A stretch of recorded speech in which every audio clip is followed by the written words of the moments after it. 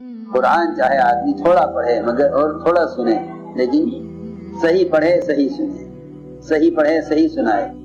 ایک ایک آیت کو صحیح تلفظ کے ساتھ ادا کرنے کی کوشش کی جائے، یہ نہیں کہ جلدی جلدی پڑھو تاکہ زیادہ ہو جائے۔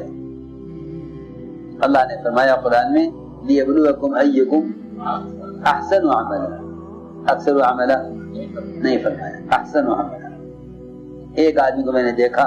مطاف میں دوڑتے ہوئے، میں نے کہا بھائی سکون سے چلو، میں نے کہا نہیں میں 10 طواف کرنا چاہتا ہوں، کہ تیرے 10 طواف میں ایک بھی قبول نہیں ہونے، سکون سے وقار کے ساتھ تو ایک طواف کر لے، یہ تیرے دن بھر کے طواف سے زیادہ بہتر ہے۔ بہت عمل بگاڑتے ہیں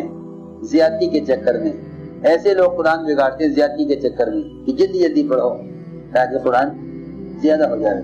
آج پورے رمضان میں ایک قرآن دیکھ کر اطمینان کے ساتھ پڑھے، تدبر کے ساتھ، 100 قرآن ختم کرنے سے افضل، 30 قرآن پورے کرنے سے افضل۔ لیکن اس زمانے میں دیکھتا ہوں کہ لوگ پورا قرآن سننے کو تجوید کے ساتھ پڑھنے پر ترجیح دیتے ہیں، یہ غلط ہے، یہ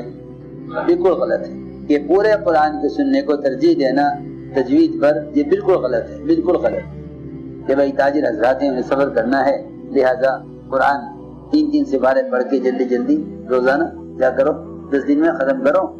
تاکہ 10 دن والے سن کے چلے جائیں پھر اگلے آ جائیں۔ مد اور اخفاء غنہ یہ تو قرآن کا ظاہر ہے، ورنہ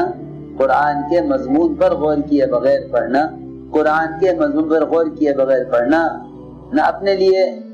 ہدایت و ترقی ہوگی نہ سننے والوں کے لیے۔ اوہو